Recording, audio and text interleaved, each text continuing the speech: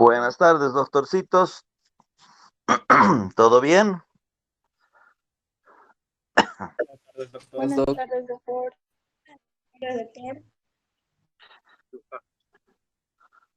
Bueno, yo creo que ya empezaremos un poquito la clase. La clase de hoy será sobre lo que es la temperatura, el último de los signos vitales. Al final de la clase les voy a mandar la lista de quienes van a ir el sábado. Son 6 personas a las 9, a las 10, a las 11. Es orden de lista, así que no hay ninguna ciencia. Vamos a empezar con la A y vamos a ir avanzando hasta que vayamos bajando y terminar la lista, ¿no es cierto? Empezamos con Ágreda Roselind y la última va a ser Arnés Noemí, que van a ir el sábado, con todo lo que tengan, con todo lo que ya les he pedido. Por supuesto, la que no lleva todo eso no pasará clases. Las reprogramaremos al final de todo. No va a perder la teoría, pero bueno, ese día no va a poder pasar clases si no tiene todo.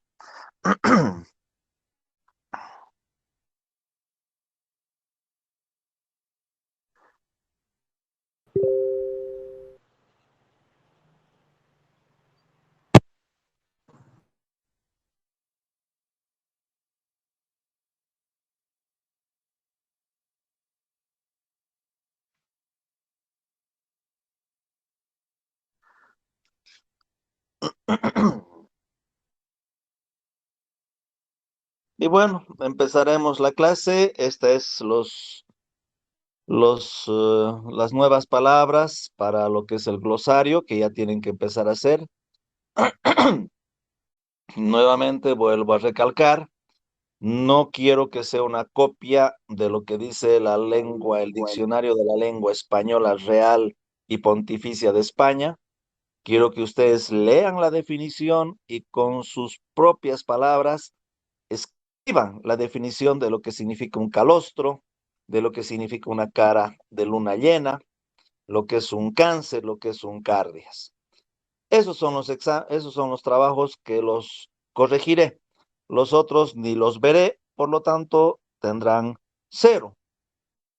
Tener práctica 0 y haber hecho un trabajo que no valió la pena, creo que no tiene sentido hacerlo.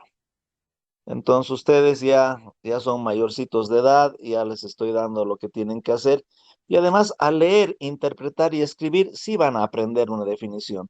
Si la copian a lo que dice la definición, va a ser bien difícil que se vayan acordando a medida que vaya pasando el tiempo. Un ejemplo nato he tenido esta semana, donde una de mis ex alumnas de odontología, que ahorita está ya en 5.º año, lamentablemente a su mamá le descubrieron un cáncer de mama.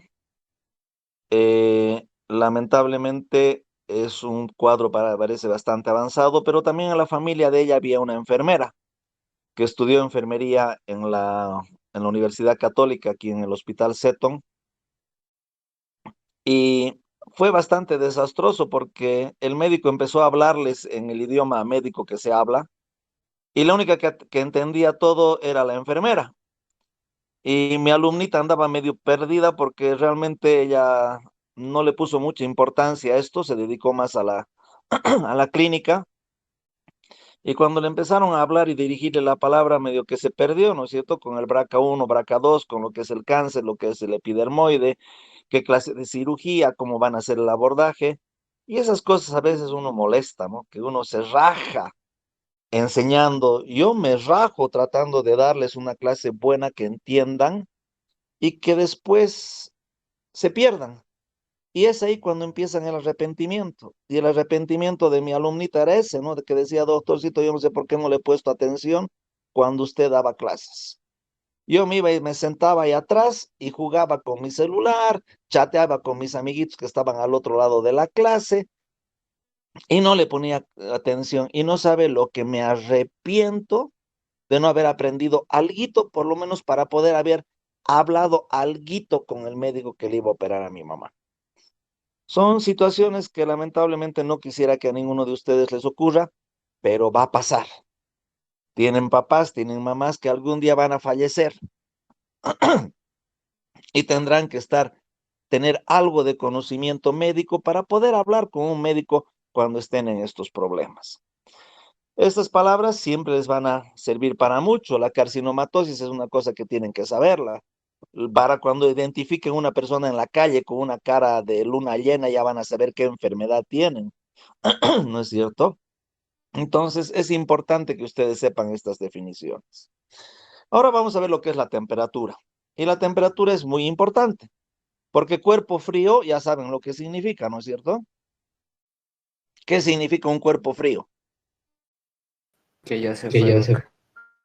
Que ya ha fallecido, ¿no es cierto? Ya está muerto, ya la temperatura bajó de ese cuerpo y no hay generación de calor. Por lo tanto, una piel fría que ustedes toquen, ese paciente está muerto, no hay dónde perderse.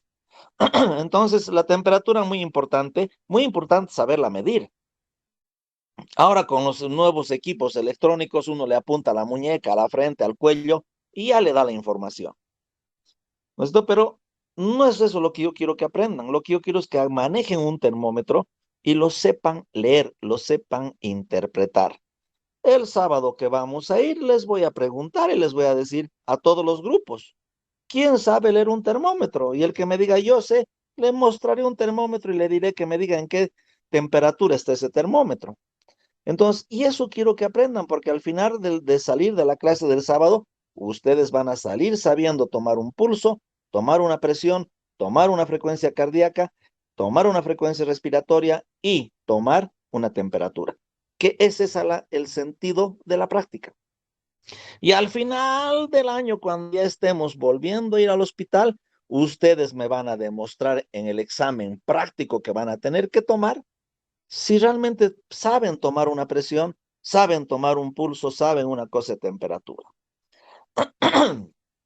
La temperatura es el resultado del equilibrio entre el calor producido, porque nuestro organismo produce calor, se llama la termogénesis, y también nuestro cuerpo pierde calor cuando estamos con exceso de calor. Y esa pérdida de calor se llama termolisis. Y en este sentido de la pérdida de calor, de la ganancia de calor, es como nuestro cuerpo se mantiene vivo durante todo el día, toda la noche, siendo unos mecanismos que controlan mi temperatura, que no se suba ni que se baje. La temperatura fluctúa en función al flujo sanguíneo. Entonces, si yo no tengo frecuencia cardíaca, no tengo presión arterial, muy difícil que mi sangre esté fluyendo, por lo tanto, mi temperatura se va a modificar totalmente. ¿Y cómo se controla este flujo de sangre a través de mi organismo? ¿Cómo la sangre controla mi temperatura? La, Toda la temperatura está caminando, está fluyendo, está yendo por nuestra sangre. Cuando nuestro organismo siente que tiene mucho calor, va a haber un mecanismo a nivel de lo que es el hipotálamo, va a haber un mecanismo donde se va a producir una vasodilatación. Mis arterias y mis vénulas a nivel de lo que es la piel, va a haber una vasodilatación y por ese sistema mi sangre se va a ventilar. Mi sangre va a eliminar calor y se va a evaporar, se va a irradiar, se va a ver una transferencia por convección. Pero cuando mi organismo detecta que estoy entrando en frío, estoy haciendo una hipotermia, mis vasos van a cerrarse. Ya no va a haber flujo sanguíneo a nivel de la piel. Toda esa sangre que está calientita ya no voy a tratar de que llegue a la piel para que se ventile. Entonces voy a hacer una vasoconstricción.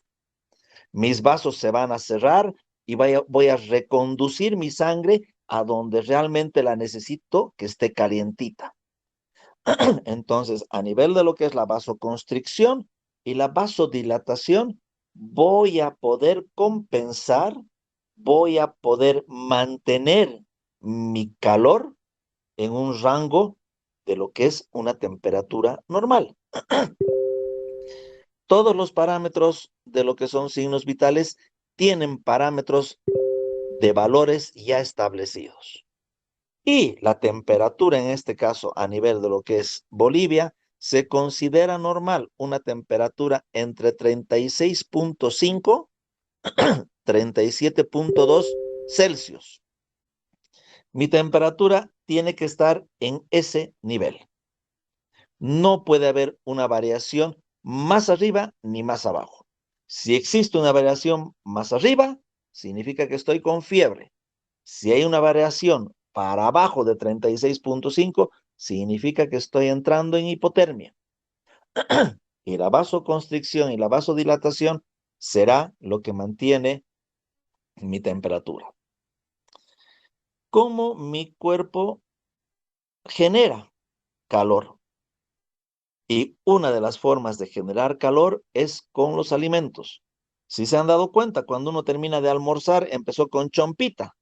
Al terminar del almuerzo ya se va sacando la chompita porque ya empieza a tener calor. La combustión de los alimentos hace que mi organismo genere calor. Y gran parte de esta combustión de calor se gasta, nuestro cuerpo lo gasta calentando las bebidas y los alimentos. Cuando nosotros tomamos una Coca-Cola con hielo bien helada después de un partido de fútbol, ¿ustedes creen que esa Coca-Cola logra llegar en esa temperatura a su estómago? No, ya en la boca y en la garganta y en el esófago, ya esa Coca-Cola ya se calentó y ya está al nivel de la temperatura de nuestro cuerpo. Y lo mismo pasa con las comidas frías. Esa comida fría no va a llegar a mi estómago. Imagínense en mi estómago tener una comida o un líquido frío.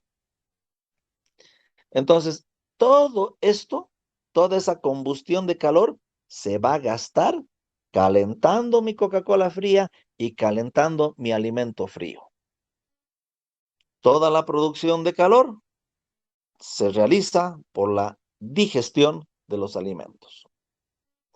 La temperatura corporal es indispensable para mantener los procesos biológicos, ¿no? Entonces, si no tengo temperatura, van a haber procesos a nivel de lo que es la parte de las proteínas, va a haber degradación, va a haber destrucción de las proteínas cuando no mantengo un calor corporal normal.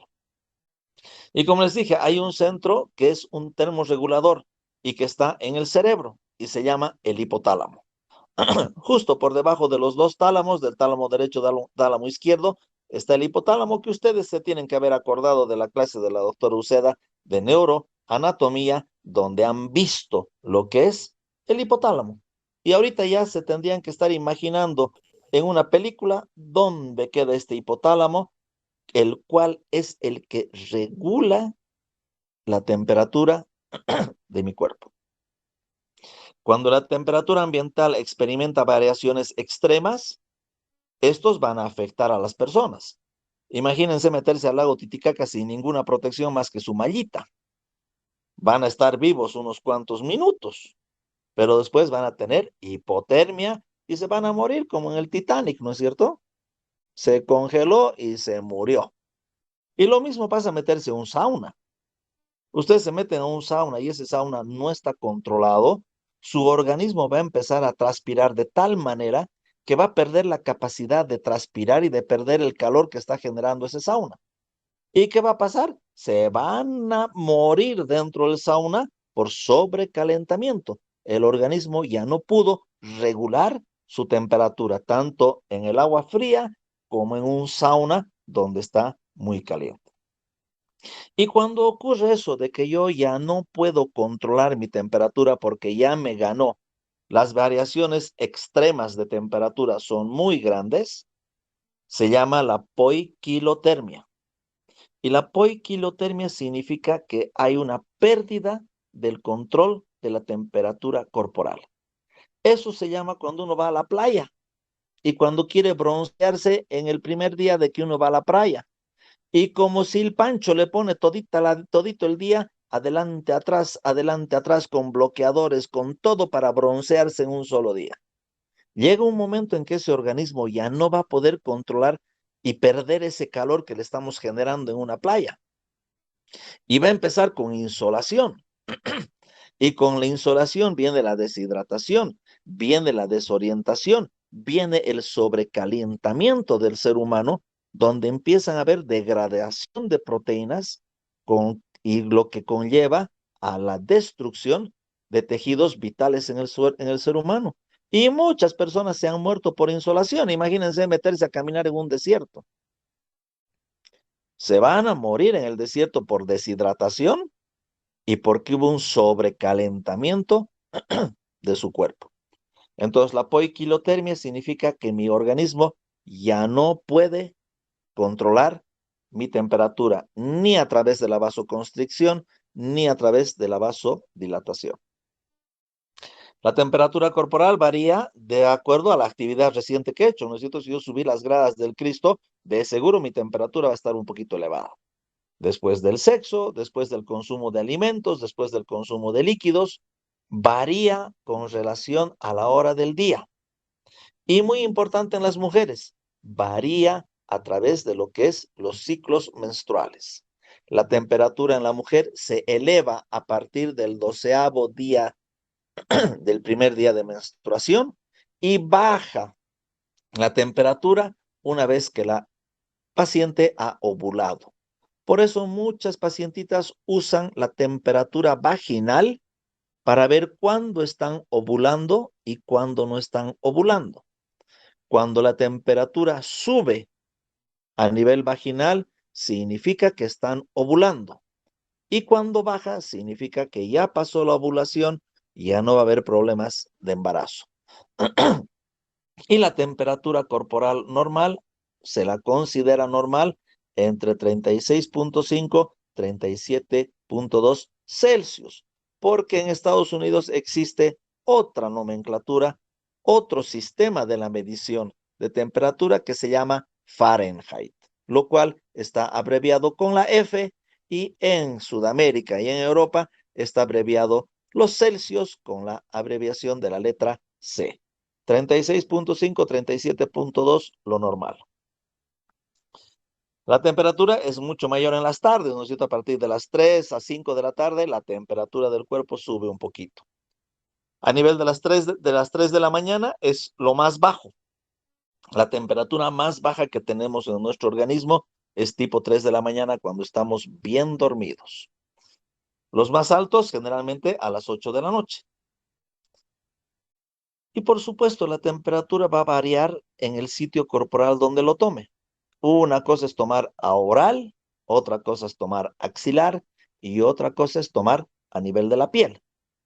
Son 4 distintos lugares que va a variar mi temperatura. Por supuesto, son variaciones de 0,5 Celsius, ¿no es cierto? No llega ni a 1,5 grados.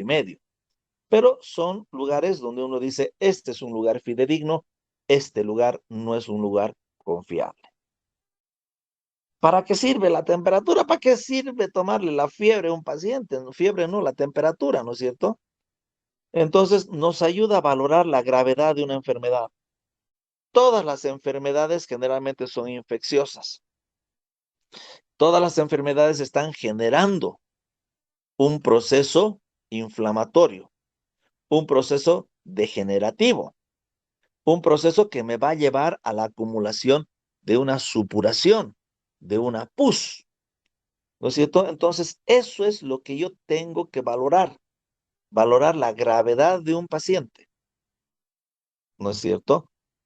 Tengo que ver su evolución, porque si yo empiezo con buenos antibióticos porque he hecho un buen diagnóstico, voy a usar unos buenos antibióticos de acuerdo al cultivo y antibiograma que he hecho.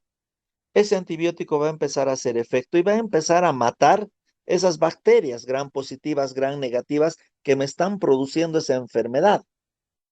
Por lo tanto, mi evolución va a ir mejorando porque la temperatura va a ir desapareciendo de mi cuerpo. Y va a llegar un momento en que ya no voy a tener alzas térmicas, por lo tanto ya estoy llegando a la curación.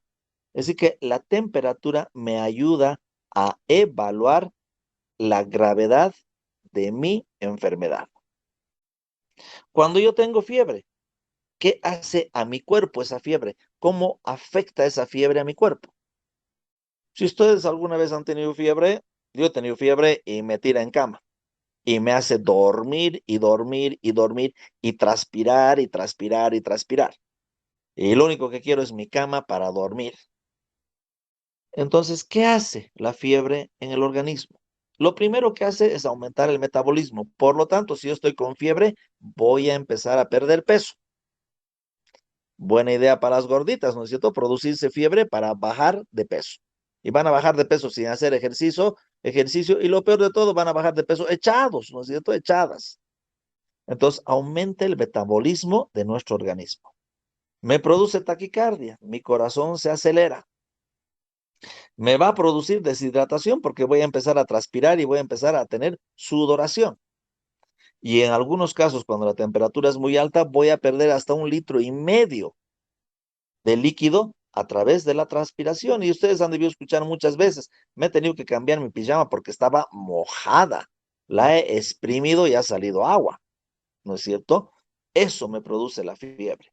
Me va a producir escalofríos, esos escalofríos que duelen, que uno tirita como un perro cala, ¿no es cierto? En pleno invierno. Son dolores musculares que uno tiene. Voy a tener temblores, no voy a poder tomar mi agüita porque voy a estar como parkinsoniano. Voy a tener una sensación de frío que realmente es desagradable. Tener esa sensación de frío y estar súper, súper tapado con frazadas y bien vestido, pero sigo sintiendo frío. En los niños y en los ancianos y en pacientes que son epilépticos, niños, ancianos y personas que tienen epilepsia, el aumento de temperatura va a producirme convulsiones. Y cuando yo tengo convulsiones, estoy haciendo periodos de apnea que pueden ser un poquito prolongados, más de 30 a 60 segundos, con lo que estoy produciendo daño neuronal en mi cabeza. Entonces, muy importante que los niños, los ancianos y los epilépticos no tengan temperatura, porque van a tener complicaciones de las convulsiones. La elevación de la temperatura aumenta, como les dije, la actividad metabólica. Y eso va a ser en un 12% por cada grado centígrado que aumento. De 36,5 aumento a 37,5, tengo 12% de aumento de mi actividad metabólica. Y si subí 2 grados, mi actividad metabólica se sube al 24%. Es como si estuviera en un gimnasio, quemando energía, transpirando y quemando energía, bajando de peso. Eso hace la fiebre, aumenta mi actividad metabólica. ¿Qué le pasa a mi corazoncito? Mi corazoncito también se aumenta, por eso tenemos taquicardia. El ritmo cardíaco se dispara. Por cada grado de temperatura que aumento en mi cuerpo, mis pulsaciones van a subir de 10 a 15. Ya hemos dicho, mi frecuencia cardíaca es 70. Yo estoy con 36,5, pero subí a 37,5, ya subí 1 grado. Por lo tanto, mi frecuencia cardíaca ya subió 10 pulsaciones. De 70 se fue a 80. Pero si subí 2 grados de 36,5 a 38,5, ya subí entre 20 a 30 pulsaciones por minuto. Y si mi frecuencia cardíaca era 70, aumentaremos 30, se volvió 100 por minuto. Ya estoy con taquicardia, porque estoy con fiebre que subió 1 grado, 10 a 15 pulsaciones. Por lo tanto, existe taquicardia. La mayor cantidad de calor se genera en el hígado, ¿no es cierto? Y en todos los músculos voluntarios. Porque ¿qué hacemos cuando nos hace frío? Empezamos a saltar, empezamos a caminar, subir, bajar gradas, hacer un poquito de ejercicio para calentarnos. ¿No es cierto? Entonces, músculos voluntarios me generan calor.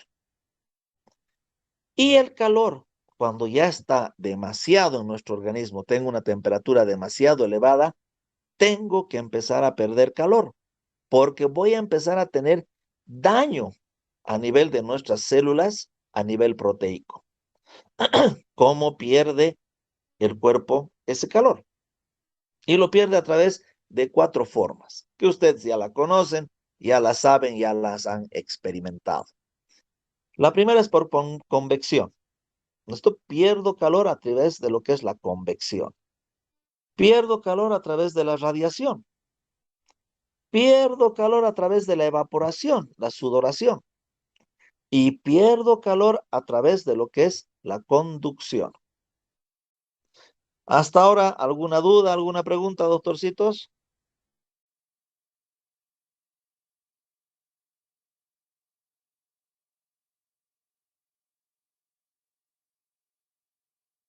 No, doctor. Está bien. Bien, seguimos. ¿Qué es la convección? La convección es la pérdida del calor del cuerpo por la corriente de aire o líquido. Yo estoy caliente, he terminado de jugar fútbol y de repente siento una brisa, de esas brisas del Tunari y que me refrescan. No saben lo agradable que es esa sensación de sentir esa brisita que circula a través de todo mi cuerpo.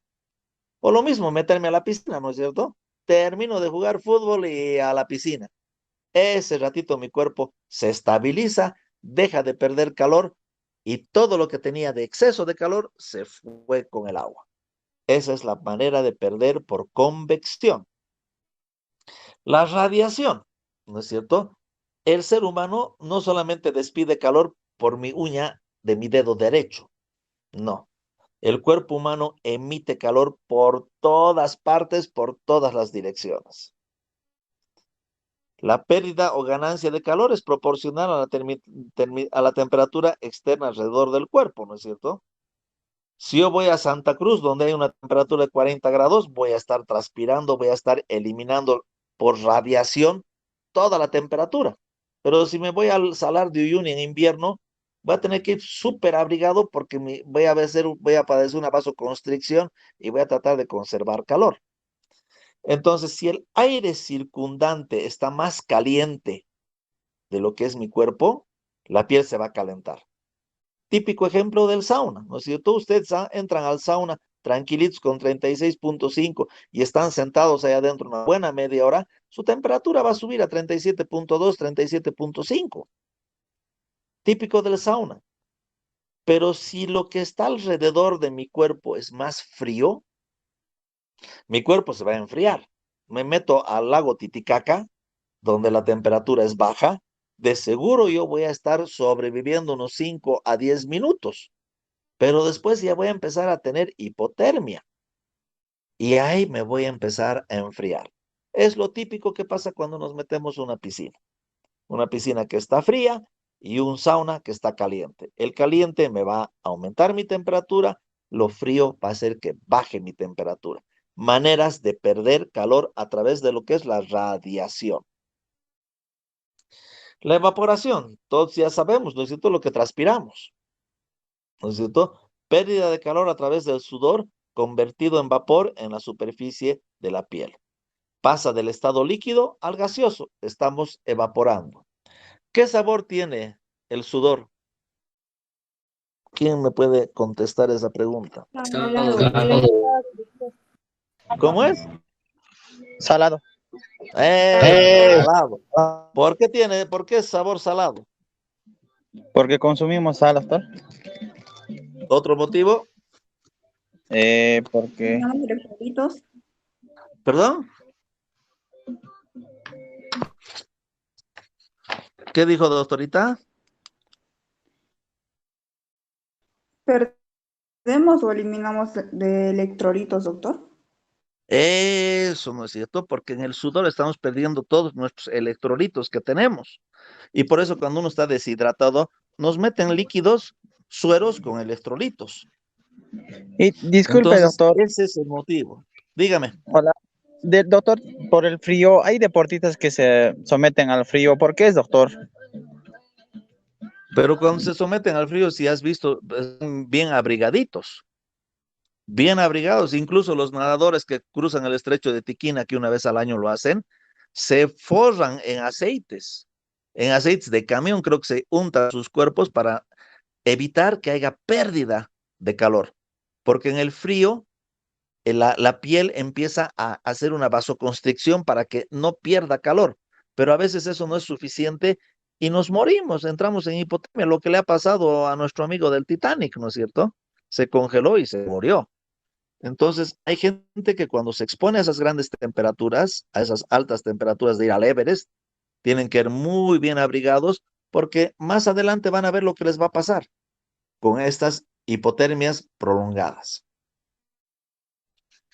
Entonces tenemos la evaporación, que es la pérdida de calor a través del líquido. Y tenemos la conducción, ¿no es cierto? Que es el flujo de calor desde un objeto a otro con el cual se está en contacto. Típico de tocar una taza caliente cuando está haciendo frío. ¿No es cierto? Un cafecito, la tacita la abraza con sus dos manos para que el calor de la taza entre en su piel y su sangre se caliente, ¿no es cierto?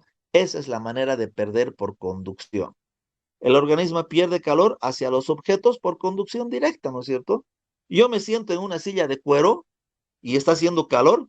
Esa silla de cuero cuando me levante va a estar mojada porque le he transmitido mi calor, ¿no es cierto? Pero si estuviera en un ambiente frío, yo me siento en ese asiento de cuero y me va a hacer frío, porque el cuero nunca se va a calentar porque mi cuerpo nunca pudo pasarle calor. Es más, el cuero me va a pasar su frío. Entonces, esa es la manera por conducción. Y el típico ejemplo, que siempre lo hacemos, en un invierno ahí en la Parque La Torre, nos tomamos un cafecito y lo primero que hacemos es abrazar la taza como si fuera lo más preciado del mundo para calentarnos. Pérdida o ganancia de calor por conducción. Hemos dicho, la regulación de la temperatura se hace a través de dos sistemas. El control neurológico, que lo hacemos a través de lo que es el hipotálamo. Y el hipotálamo, si ustedes se acuerdan muy bien, está dividido en dos. Tenemos un hipotálamo anterior y un hipotálamo posterior. El hipotálamo anterior se encarga de que nosotros perdamos calor. Hipotálamo anterior es pérdida de calor. Y el hipotálamo posterior es conservación de calor. Entonces, dos divisiones del hipotálamo, calor anterior, frío posterior. Y tenemos un control a través de lo que es las partes de las arterias, el control cardiovascular. Y ese control se lo hace a través de la vasodilatación cuando hace mucho calor y se lo hace a través de la vasoconstricción cuando hace mucho frío. Como ven, dos sistemas para regular mi temperatura. Vean lo importante que es la temperatura para el cuerpo, que necesita dos sistemas para controlarlo. Ya parece avión, ¿no es cierto? Si el primer sistema falla, el segundo sistema empieza a entrar en efecto. Y es aquí como un esquema donde voy a tratar de que me entiendan en la explicación de cómo es la pérdida o la ganancia de calor. A nivel de lo que es la piel, tenemos unos crepúsculos que son detectores de la temperatura. Esos crepúsculos de la temperatura van a mandar información, que son los termorreceptores a nivel de la piel. Y van a mandar información al cerebro. Oye, te está haciendo frío, oye, estás teniendo calor.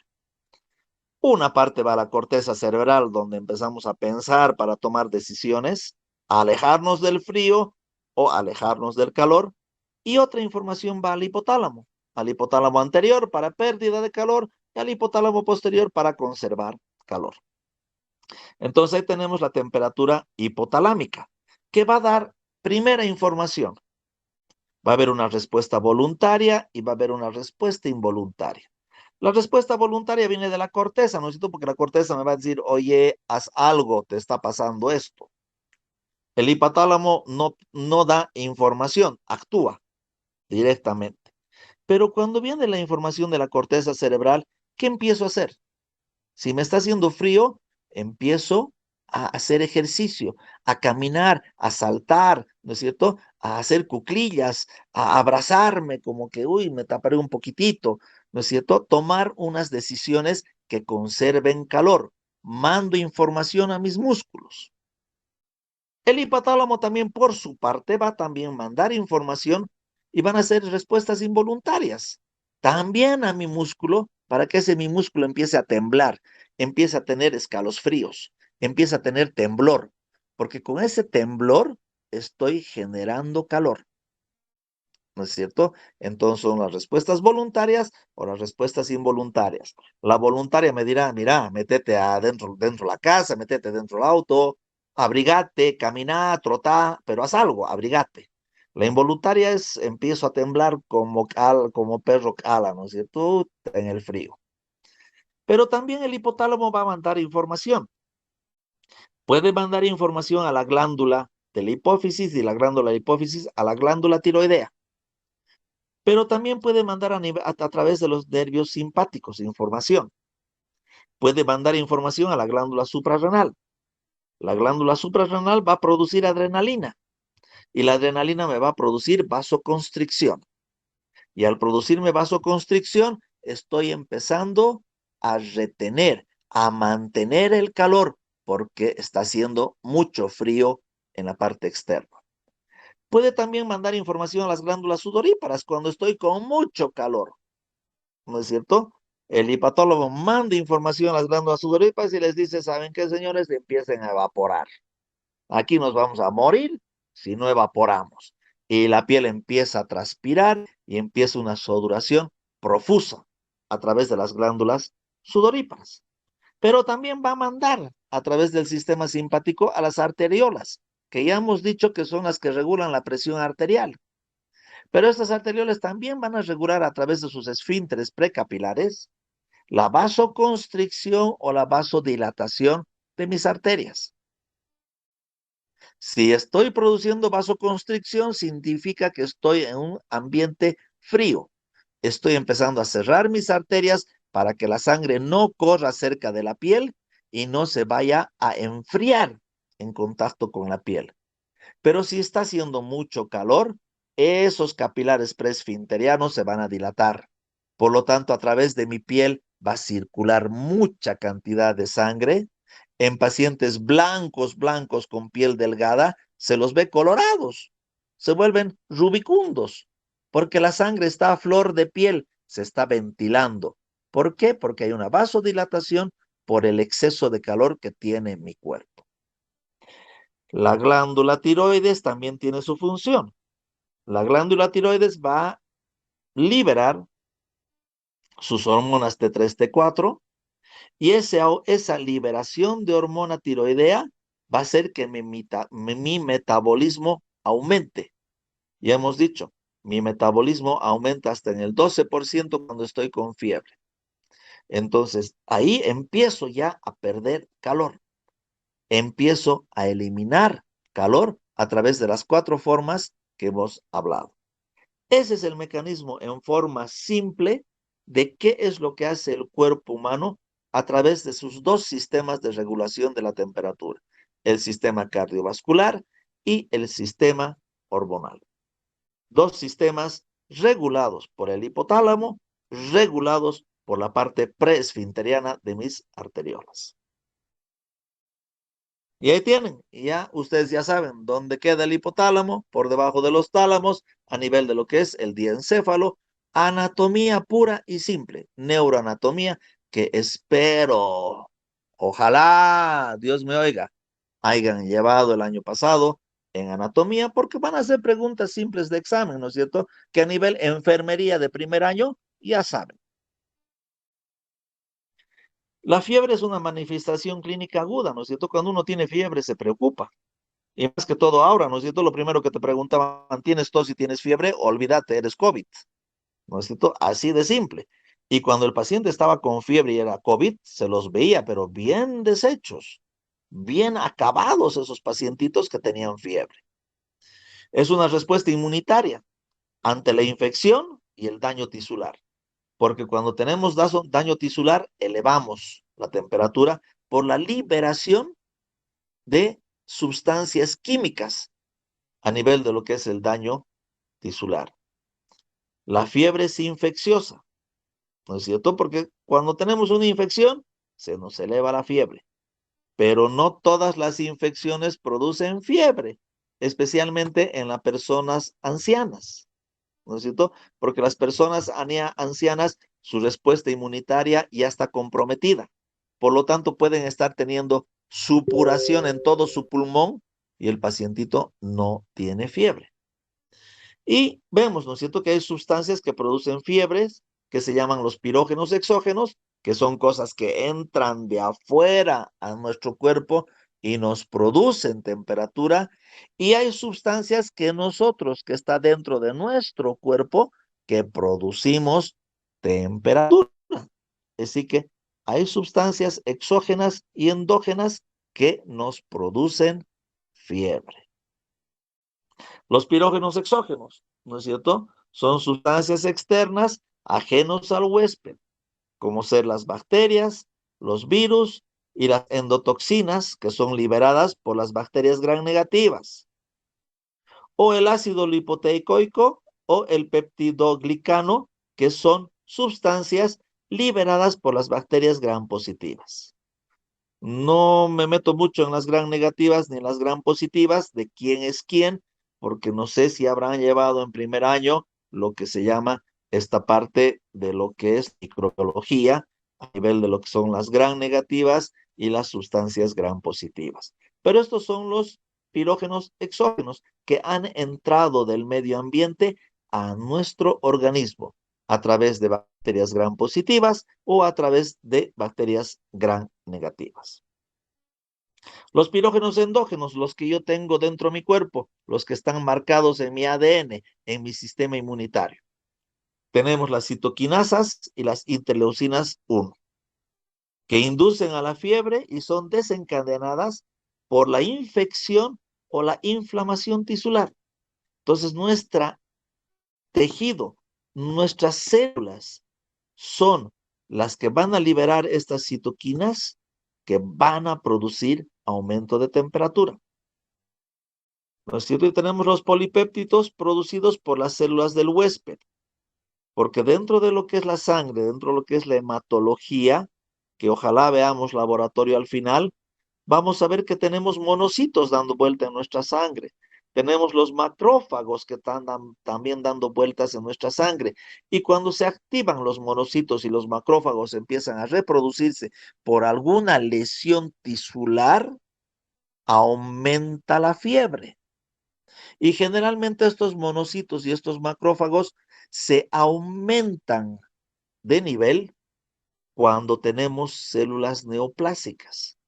Y sabemos que las células neoplásicas son daños tisulares que producen grandes inflamaciones donde el cáncer se está reproduciendo. Por lo tanto, voy a tener aumento de temperatura sin poder detectar dónde está el foco infeccioso. Y eso vamos a ver adelante, lo que se llama la fiebre de origen desconocido. Y estas células neoplásicas producen cáncer o producen fiebre en pacientes oncológicos. Entonces, todos los pacientes oncológicos, la gran mayoría tienen fiebre. Y uno dice, ¿de dónde viene? Viene de esa lesión tisular que produce gran inflamación, la reproducción despedida de esas células anormales que se llama cáncer.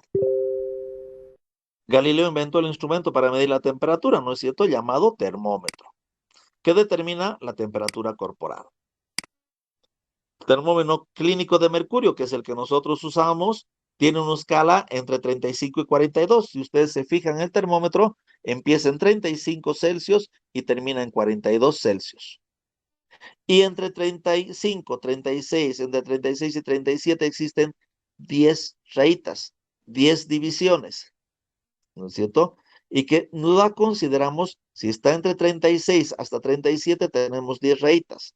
Por lo tanto, diremos 36.1 cuando el mercurio está marcando una rayita. Cuando el mercurio está marcando 3 rayitas de 36, 3 rayitas para arriba, hablaremos de 36.3. Y así sucesivamente hasta 42. La temperatura debe tomarse en cavidades naturales, como ser la boca, el recto, la axila, el tímpano, el esófago, la vejiga, piel y vagina.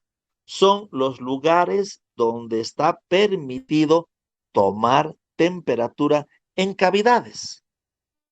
¿No es cierto? Porque cuando les van a operar de corazón abierto, donde tienen que llevarlos a una hipotermia para parar el corazón, lo primero cuando ustedes están dormidos les meten un termómetro esofágico. Y ese termómetro esofágico va a estar controlando rigurosamente la temperatura intratorácico para que no exista daño de hipotermia. ¿No es cierto? Cuando van a hacer alguna actividad física, van a tomar quizás la temperatura en la piel. Lo más confiable y lo más fácil llegar a las cavidades naturales son la boca, el recto y el tímpano. Porque ya llegar a la vejiga ya es un poquito difícil. Ya introducir un termómetro en la vagina ya es un poquito complicado. Meter un tubito en el esófago hay que estar dormidos. La axila no sirve porque es una región que no tiene mucho sentido de tomar la temperatura. Los tres, en la boca, el recto y el tímpano, son muy confiables. Tenemos termómetros electrónicos, tenemos termómetros de cristal, tenemos termómetros desechables y tenemos termómetros de piel. Distintas formas de tomar una temperatura y todo dependerá de qué clase de termómetro tienen ustedes. En Bolivia tenemos estos tres típicos clásicos termómetros de vidrio con contenido de mercurio en su interior y, como ven, con distintos tamaños del bulbo. El termómetro amarillo al lado izquierdo tiene un bulbo mucho más largo y mucho más delgado que los otros dos. Esto es el termómetro oral. Este es el termómetro que usamos para la boca, para ponerlo debajo de la lengua sin que el paciente muerda, dejarlo 3 minutos para tomar una temperatura lo más cerca a lo real, que es una cavidad natural, que es la boca. Entonces, la lengua necesita estar apoyada en una buena cantidad de bulbo para que el mercurio salga de ese bulbo hasta un número en el termómetro. El del medio es un poquito más corto y es un poquito más grueso. Ese es para la parte axilar, para la parte que va a estar en contacto con la piel, que ya sabemos, es un hueco que está húmedo. Necesitamos grosor. Y el más de la derecha es un bulbo chiquito y más gruesito. Este es para la parte anal. Esta es la que entra a nivel de la cavidad del recto, que necesitamos que sea corto y que sea gruesito para que pueda adosarse a las paredes del recto y pueda tomar una temperatura confiable. Y aquí tenemos entonces los tres tipos de bulbos que existen en Bolivia para tomar la temperatura. Dependiendo dónde vamos a ir a tomar, es el bulbo que vamos a usar. Los electrónicos, que están muy de moda, ¿no es cierto? Que uno va al banco y le toman la temperatura, pero a ver, hagan la prueba, vayan al banco y cuando les hagan la prueba con este aparatito, pregúntenle al guardia, ¿qué temperatura tengo? Y van a ver que no les van a saber decir porque estos aparatitos se arruinan muy rápido y dejan de dar la temperatura, pero tienen que hacer el protocolo, ¿no es cierto?, de la seguridad. Temperatura y alcohol. La temperatura oral, la primera medida es observar que en la columna de mercurio esté por debajo de 35 grados. Imagínense que vino una señora, yo le tomé la temperatura y marcó 39 grados y no hice nada con el termómetro. Es más, lo lavé un poquito y no lo sacudí. El termómetro no baja solo. Al termómetro hay que sacudirlo. Hay que darle una iniciativa para que baje. Y una vez que baja de 35 grados, recién voy a poder usar el termómetro. Y se inserta dentro de la boca por debajo de la lengua. Hay que explicarle que no tiene que jugar, que no juegue con la lengua.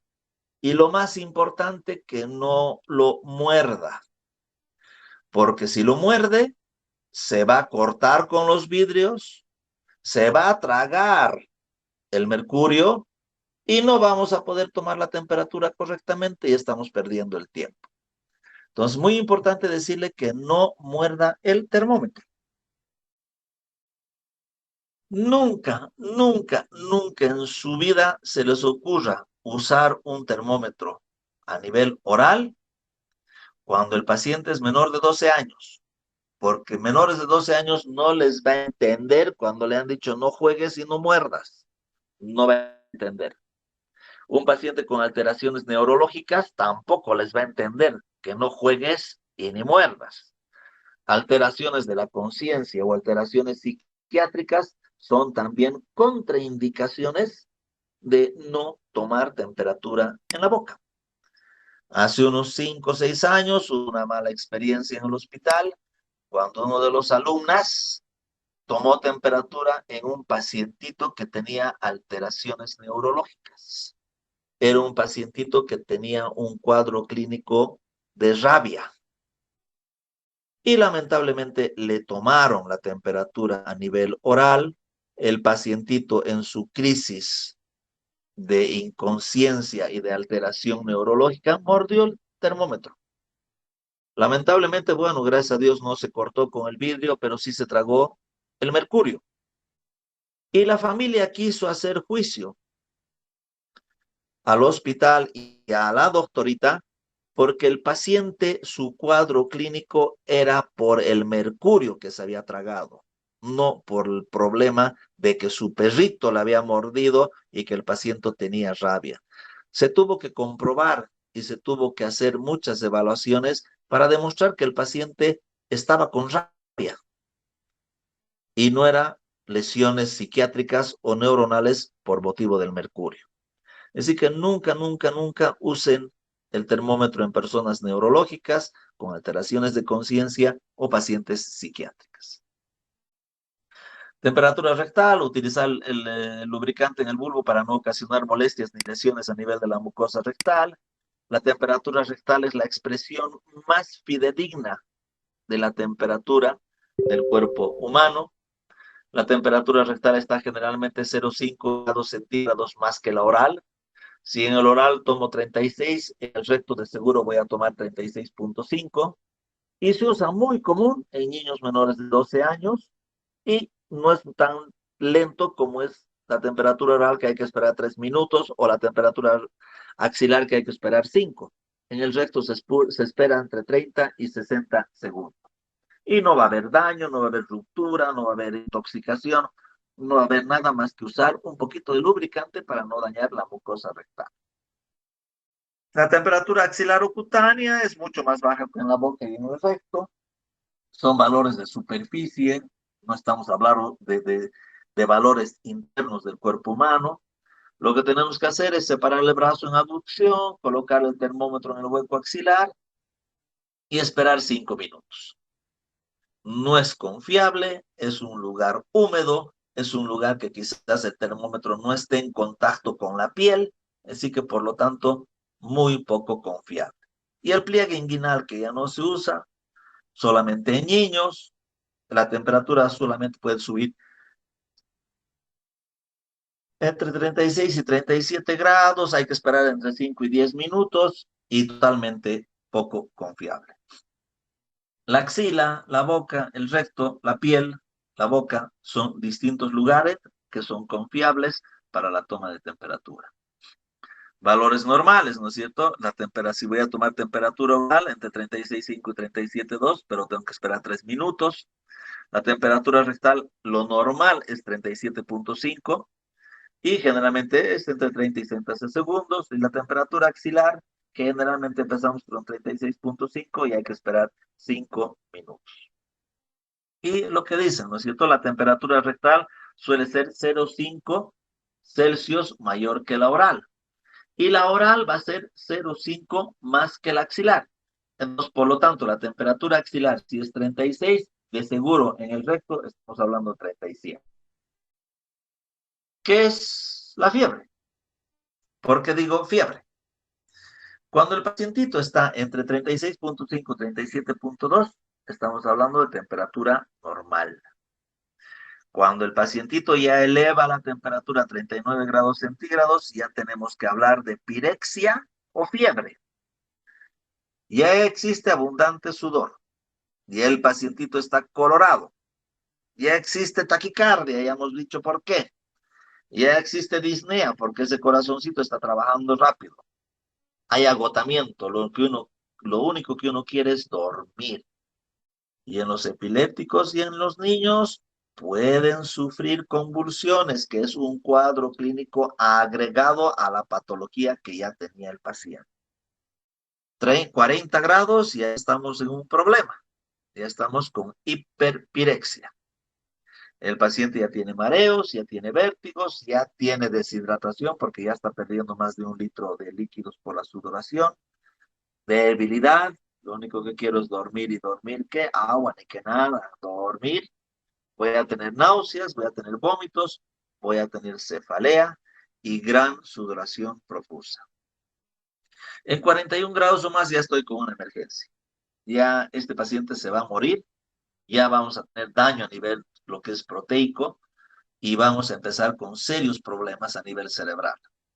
Va a haber confusión, alucinaciones, delirios, somnolencia, ya puede haber infarto de miocardio, ya va a haber necrosis de tejidos internos, daño cerebral porque se van a empezar a deshacer la parte proteica de lo que son las neuronas, va a haber convulsiones, por más que uno no sea adulto y epiléptico, ya va a tener convulsiones y muy probable si no le bajo rápidamente la temperatura, ese paciente va a morir. Hay algunas enfermedades del sistema nervioso, ¿no es cierto?, que dañan a ese hipotálamo, que producen daño a nivel de lo que es el hipotálamo, por lo tanto el hipotálamo se desligó de controlar la temperatura, por lo tanto Buenas empezamos a tardes. hacer hipertermia. ¿En qué pacientes viene eso? En el trauma ¿Tiene encefalocraniano termómetro de mercurio vía oral? y en la meningitis. ¿Aló? Te escucho.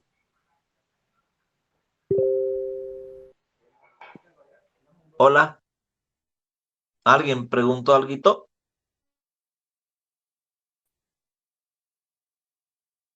Y tenemos el otro, que es la insolación.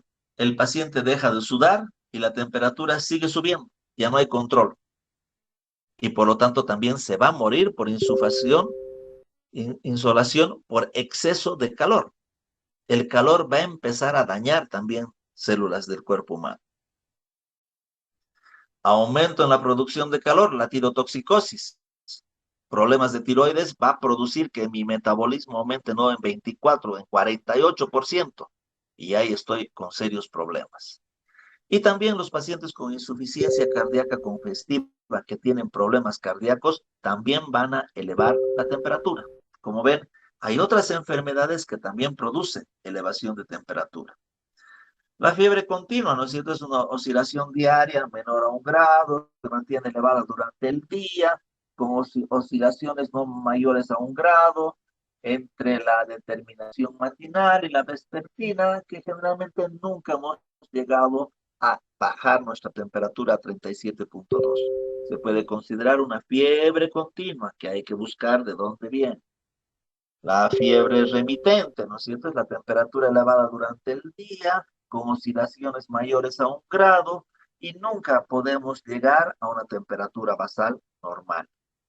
La fiebre intermitente son las oscilaciones diarias por encima o por debajo de lo normal. Hay accesos febriles alternando con otros que no tenemos fiebre, y cuando no tenemos fiebre se llama apirexia. Cuando los accesos febriles son diarios, se llama intermitente cotidiana. Si se produce en días alternos, llamamos intermitente cuartana. Y la fiebre de tipo intermitente es frecuente encontrarla en infecciones, suporaciones, bacteremias, tuberculosis, paludismo. Por eso, cuando uno habla de la fiebre cuartana, siempre asocia inmediatamente a lo que es el paludismo. Ya saben a quién preguntarle, ¿no es cierto?, lo que es el paludismo. Cuando estén en patología, averigüen qué cosita es el paludismo, cómo me contagio, dónde me contagio y cuál es su cuadro clínico del paludismo. Fiebre recurrente, ¿no es cierto? Periodos sin fiebre y también con periodos febriles. Y así sucesivamente todos los días. Un día fiebre, otro día no fiebre. La fiebre ondulante, ¿no es cierto? Hay varios días de fiebre alternando con periodos de apirexia en forma progresiva o ondulante entre un periodo y otro. Se encuentra generalmente en las brucelosis y muy común en los linfomas. Otra preguntita que deberían hacerle al patólogo, a la doctorita que les va a dar patología, para que hable de los linfomas, para por lo menos saber qué cosita había sido o cómo se come un linfoma.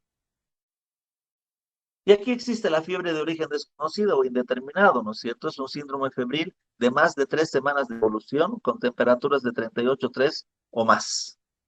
Y que es en una ocasión o en otras, en varias ocasiones, pero que no tenemos diagnóstico. No encontramos el foco infeccioso, no encontramos la pus.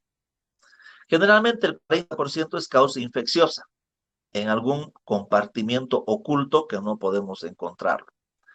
Generalmente 20% es de causa de un cáncer que tampoco lo estamos pudiendo detectar.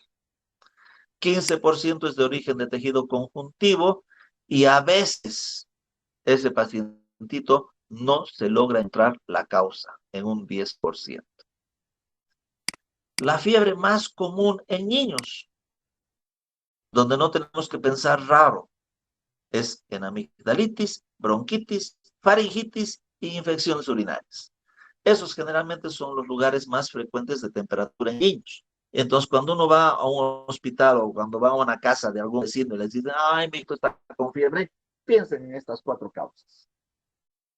No se van a equivocar. También en enfermedades epidémicas y eruptivas, ¿no es cierto? El sarampión me va a dar fiebre, la rubiola me va a dar fiebre, la varicela me va a dar fiebre. Son lesiones cutáneas eruptivas que también me producen fiebre en niños. Muy rara vez ver una rubiola o un sarampión en un adulto. La fiebre en ancianos es diferente porque el paciente puede tener un proceso supurativo grande, inmenso, pero que no va a tener reacción. Ese pacientito no va a desarrollar fiebre. Por lo tanto, el paciente va a estar muy deteriorado, en muy mal estado general, pero nunca desarrolló fiebre. Entonces, es muy importante valorar estos pacientitos ancianitos y más que todo buscarles la temperatura a nivel urinario o a nivel pulmonar. Los viejitos hacen infecciones muy fácil a nivel pulmonar, muy fácil a nivel urinario. Causas de error: la ingesta previa de alimentos fríos o calientes, respirar por la boca mientras se toma la temperatura. Uno de los errores más comunes es no bajar adecuadamente la temperatura, dejarlo en 39 grados, viene su mamá, ustedes le enchufan el termómetro, va a registrar 39. Y ahí se van a equivocar y van a decir, mamá, estás con fiebre. Y lo que pasó es que nunca lo bajaron a lo que tenían que haber bajado el termómetro y por supuesto agarrar el bulbo. Si ustedes agarran el bulbo donde está el mercurio, ustedes le van a pasar la temperatura a ese termómetro y van a tener una lectura errónea. La hipotermia, que es el otro extremo. Nuestra hipotermia viene del griego hipo, que significa debajo, y termia, que significa calor descendido, que se desciende involuntariamente por debajo de 35 grados. Hemos dicho que lo normal 36,2. Y si bajamos a 35 grados, estamos ya en serios problemas con una temperatura de 35 grados. Temperatura corporal que descienda 2 a 34, ya ese paciente ya no va a poder hablar bien. Ya va a sentir sus manos adormecidas. Puede haber pérdida de conocimiento e incluso se mueren, ¿no es cierto? Con solamente haber bajado la temperatura de 36 a 34 ya estamos con serios problemas. Serios problemas. Hipotermia inferior a 35 grados, voy a tener temblor intenso. Mi hipotálamo está dando información a mis músculos para que tiemblen, para que empiecen a generar calor. Ya va a haber entumecimiento, ya me van a empezar a doler las manos y los pies. Ya voy a empezar a tener una coloración azul grisáceo de la piel. ¿no es cierto? Porque esa piel ya está sufriendo, porque esa piel ya está con información que tiene que hacer vasoconstricción. Al hacer vasoconstricción no está llegando sangre, porque no quiero enfriarme, quiero retener mi calor. 34 grados y hay temblor severo y hay pérdida de la capacidad de movimiento de los dedos, y hay cianosis y hay confusión, ¿no es cierto? Y ya empiezo a volverme agresivo, ya tengo cambios de mi comportamiento, ¿no es cierto? En 33 grados, confusión moderada, adormecimiento total, ya no tengo movimiento, ya no tengo reflejos. A 33 grados ya voy a dejar de temblar, porque mi hipotálamo ya se está dando cuenta que no está pudiendo controlar mi temperatura. Voy a hacer bradicardia, mi corazoncito ya va a empezar a latir lento. Voy a tener disnea y generalmente el paciente ya no reacciona a ciertos estímulos, como decirle, movete, levántate, camina. Eso ya el paciente ya no lo va a hacer. Ha estado muy de moda una película que se llama Everest, ¿no es cierto? Y que a los pacientitos, a esos escaladores que cuando se quedan en el camino porque empiezan a tener hipotermia, se los dejan y se los dejan morir, porque es muy difícil bajar un cuerpo humano congelado. Entonces empiezan con muchos problemas, como que empiezan a desvestirse, empiezan a sacarse todas esas, sus ropas, sus chamarras de miles de dólares para protegerlos, empiezan a desvestir, ¿no es cierto? Y quieren empezar a bajar corriendo, porque ya existe una confusión, ya existe una pérdida de lo que es la relación del medio ambiente. 32 grados ya es una emergencia, el paciente ya se va a morir, hay alucinaciones, delirio, confusión, coma, ya no hay temblor, hay reflexa, bradicardia, apnea y muerte, ¿no es cierto? Y generalmente estos pacientitos se mueren por fibrilación auricular o ventricular, perdón. El ventrículo empieza a fibrilar, se para y ahí se murió. Una cosa muy importante. Paciente con hipotermia, nunca declararlos muertos hasta que se logre subir la temperatura corporal a 36 grados. Que ustedes saquen un cuerpo de una piscina, de un lugar muy, muy frío y lo sientan que está frío y muerto, porque no hay latido cardíaco, empiecen a hacer reanimación cardiopulmonar. Métanle un tubo y empiecen a hacer masaje cardíaco. Y, por supuesto, vayan paulatinamente calentando ese cuerpo, calentando el medio ambiente para que llegue por lo menos a 36 grados. Mientras va subiendo la temperatura de ese cuerpo, ustedes tienen que seguir haciendo las maniobras de cardioresucitación. Cuando el pacientito llegue a 36 grados y realmente después de que llegó a 36 grados, en 15 minutos de reanimación cardiopulmonar, no despertó ese paciente, ahí recién declárenlo muerto. No lo declaren muerto cuando está con temperaturas bajas, porque ese pacientito puede llegar a temperatura normal y despertarse solo. Imagínense ese papelón de decir, ese paciente se murió. Y cuando lo lleven a la morgue, donde está calientito, el cuerpo humano se caliente, llega a 36 grados y el paciente despierte. Imagínense el papelón que van a causar. Es decir, que nunca dejen un paciente que está con hipotermia sin hacerle reanimación y hacerlo hasta que llegue a 36 grados centígrados. En lo que es la congelación tenemos dos sistemas. El congelamiento, que también se llama el frostbite, y también tenemos los sabañones o lo que se llama frostnip. Uno es el frostbite, que significa mordedura del bite, que es el que produce daño tisular, y el otro el frostnip o los sabañones, que es típicamente del pie de trinchera, ¿no es cierto? Que cuando los argentinos estuvieron en la guerra de las Malvinas, andaban tan mal preparados que estaban metidos en una trinchera donde estaba húmedo y frío. Muchos tuvieron un frostnip que es inhabilitante, porque no se puede caminar con un pie que tiene frostnip o sabañones. Congelamiento de la piel y tejidos dañados por frío extremo.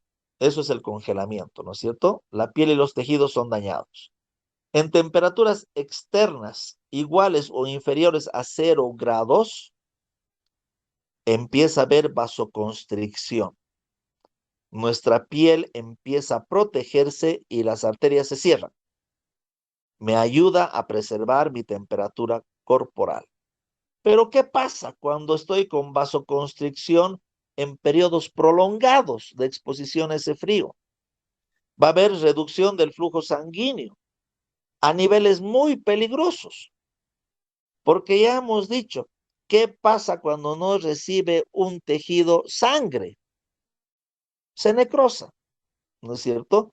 Entonces, combinación de temperaturas frías y bajo flujo sanguíneo a un determinado órgano causa lesiones graves en los tejidos, ¿no es cierto? Y me va a producir necrosis tisular.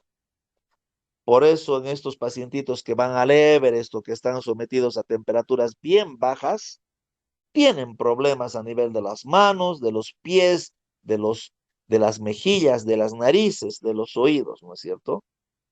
Y el congelamiento o el frostbite afecta manos, pies, nariz, mejillas y orejas.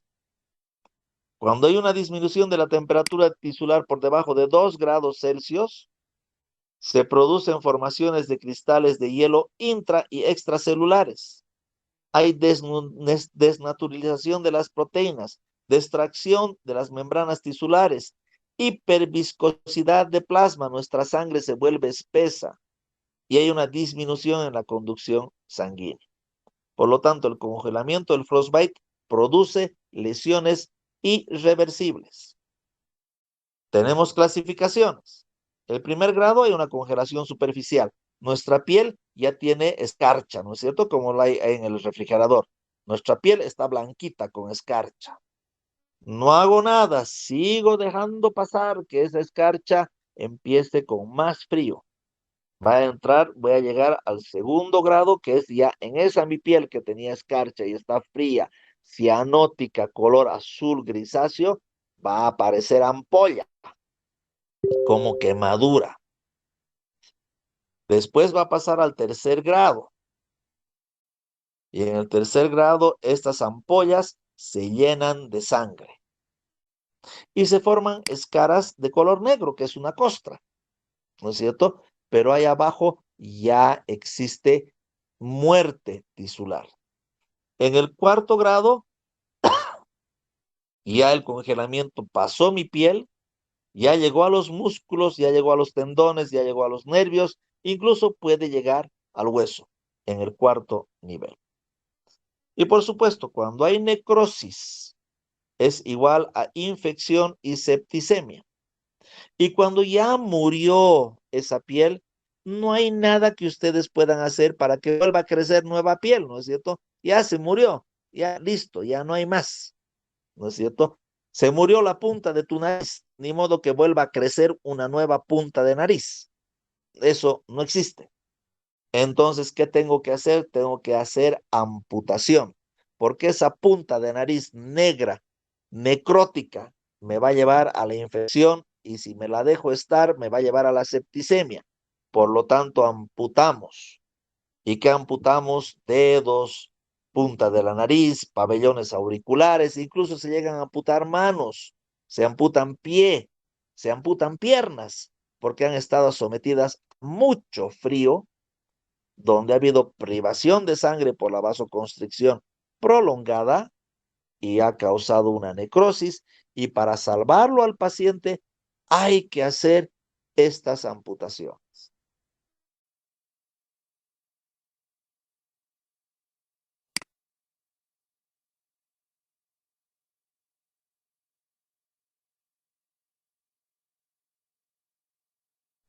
Se murió el sistema.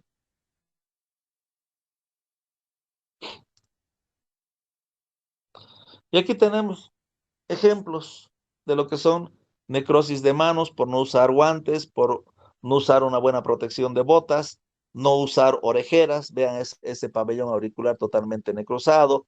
Vean esa mejilla, vean esa punta de la nariz. Eso no va a regenerar, eso se va a caer, eso se va a morir, ya está muerto. Y si no lo saco es un foco de infección que me va a causar problemas al paciente. Vean esa necrosis de dedos. ¿Ustedes creen que esos dedos van a regenerar? ¿Que esos dedos van a volver a crecer? Ya no. murieron, hay que amputar, hay que quitarlos. Vean esa uña, ese dedo, totalmente necrosado. Vean ese muñón, que amputaron los dedos, pero se equivocaron en la distancia. Debían haber amputado a nivel de lo que es el tobillo, porque vean, toda esa costra que se ha vuelto a formar es necrótica. Eso no va a cicatrizar, eso se va a abrir. Esa herida está en proceso de abrirse. Por lo tanto, esta amputación de dedos fue insuficiente. Debía haber sido más arriba, donde ya existe circulación sanguínea, para que pueda haber una buena cicatrización. Mejillas, vean esas dos piernas amputadas. Punta de nariz, puntas de nariz, mejillas con ampollas como si fueran quemaduras. Personas expuestas a un clima que no es agradable, es un clima extremo que es menos de 0 grados. No es mucho, ¿no es cierto? El frostnip, que es la otra tipo de lesión, es una congelación superficial, no es profunda. Y esta no produce destrucción del tejido. Se producen cristales de hielo que se disuelven cuando la piel se calienta, así que por lo tanto no hay una permanencia del frío. Esa escarcha, esos cristales de hielo, se derriten y se van. Puede afectar orejas, mejillas, nariz, manos y piel, pero no llegamos a la necrosis, no llegamos a la destrucción del tejido. Por lo tanto, esa piel es recuperable, ¿no es cierto? Es una piel que está pálida, azulada, hay entumecimiento y hay hormigueo, pero no hay necrosis. Eso sí, produce severos dolores y produce severos dolores muchos meses después de haber pasado el episodio. El dolor es en la parte afectada y generalmente en momentos que uno está recalentando esa piel. Y generalmente son dolores punzantes, intensos, que pueden permanecer 2 o 3 días y en algunas personas puede perdurar mucho tiempo. No produce daño irreversible, no hay necrosis. Y generalmente se llaman los sabañones, ¿no es cierto? Que producen eritema o que es... Todos pueden ver, doctorcitos. Sí, Sí, doctor. doctor. Sí, doctor, Sí, sí, solo que a está veces bien. sale Se con ve, retraso. ¿no? Pero ¿por qué me mandan que no se ve? A Me ratos se preocupa, corta. me preocupa eso que no vea. Se retrasa a ratos, doctor. Es como que usted está hablando ya de la siguiente diapositiva y algunos seguimos viendo la anterior. Pero voy lentito para que así puedan ver, porque esta clase es mucho más corta, pero sin embargo ya estamos en 5 minutos para las 2. Voy lento justamente para que logren que la imagen salga. Pero bueno, ya falta poco. Y los sabañones van a producir dolor por la exposición prolongada al frío y a la humedad, típico del pie de trinchera. Como les decía, están metidos en una trinchera donde es húmedo y es frío, van a desarrollar sabañones, porque en esa trinchera nunca está bajando la temperatura a 0 grados. La temperatura externa puede estar en 10 grados, 8 grados, pero no a menos 2 grados, que es donde ya empieza el problema del congelamiento. Pequeñas manchas rojas azuladas aparecen en las extremidades expuestas al frío y luego del calentamiento en la zona expuesta. Y esto sí queda una secuela. Les va a provocar dolor cada vez que se enfría esa región, les va a provocar mucho dolor. Y por lo tanto tienen que andar con guantes, tienen que andar con franelitas para tratar de que esa zona que estuvo expuesta y fue lesionada a un frostnit o un sabañón no les provoque dolor cuando venga nuevamente una bajada de temperatura. El diagnóstico diferencial con un frostnit, la acrocianosis, el fenómeno de Raynaud, las lesiones de lupus eritematoso o la piriniosis lípica y por supuesto las vasculitis. Me encantaría que busquen la definición de estas 4 enfermedades porque las tienen que tener en cuenta cuando empiecen a ver un paciente que ha podido tener una lesión no de congelamiento, de enfriamiento prolongado. Esto es sacado de la semiología en general de Alpiri, que ya creo que todos ya tienen este texto. Bueno, hoy día creo que hay partido de fútbol, Real Madrid con el Manchester City. Ya Bolivia ya sabemos, no llegó a Qatar. Y bueno, no sé si tienen dudas o preguntas. El rol de las personas que van a ir el sábado se los voy a enviar terminando esta presentación para que estén presentes a las 9 de la mañana, a las 10 de la mañana, a las 11 de la mañana. Y los veo en el servicio de emergencia del Hospital Seton que queda en el kilómetro 5 de la Blanco Galindo. No me vengan con confusiones como siempre han venido de que, ay, doctor, yo estaba a las 9 y usted no estaba. ¿Y en qué hospital estabas? En la Caja Nacional. Ah, ¿y cuándo dije Caja Nacional? No se confundan, Caja Nacional está a un lado, Caja Petrolera está al otro lado. Bien, doctorcitos, no habiendo dudas, no habiendo preguntas. Doctor, ¿Ah? Dime. ¿puede volver a repetir en qué hospital es, por favor? En el Hospital Seton de la Caja Petrolera, kilómetro 5 de la Blanco Galindo. Muchas gracias, doctor. Bien, caballeritos, Doctor, dime. en cuanto a la vestimenta, ¿tenemos que ir de blanco o no importa porque nos va a tapar el traje de bioseguridad? Tienen que ir con su vestimenta de protección, esa vestimenta de plástico. No me importa el color, no me importa la forma, no me importa nada, solamente que sea protección de plástico, que lleven mascarilla, que tengan máscara facial, su chulo, sus gorros, su tensiómetro, su temperatura, su estetoscopio, y que estén protegidos y que tengan su carnet de vacuna, por lo menos 2 vacunitas yo quisiera. El que no tiene vacunas, ya les he dicho, los voy a juntar con los que no tienen vacunas, a ver si quieren juntarse, ¿no es cierto? Eso ya depende de ustedes. Pero el que no tiene vacunas no puede estar con gente que tiene vacunas. No nos podemos exponer de esa forma. Y como ya les dije, no quisiera que ninguno venga y me diga, mi mamá se murió porque yo llevé el virus del hospital a mi casa. ¿No es cierto? Entonces, eso no debe ocurrir. Si ustedes están bien protegidos, eso no va a ocurrir y no me van a querer echar el bultito a mí de que mi mamá se murió porque usted me obligó a ir a clases presenciales en el hospital. Por supuesto, no están obligados a ir a hacer su práctica. No están obligados. No tendrán nota, ¿no es cierto? Pero a morirme yo prefiero no pasar clases, si me llega a esa opción, ¿no es cierto? Pero ustedes tienen que ver si quieren ir a aprender, no quieren ir a aprender, yo no los puedo obligar, llevarlos a punta de pistola, de que si no pasas clases estás chao. Depende de ustedes, doctorcitos. Los veo el día sábado, les voy a mandar ahorita la lista. Cualquier duda, pregunta, mándenme por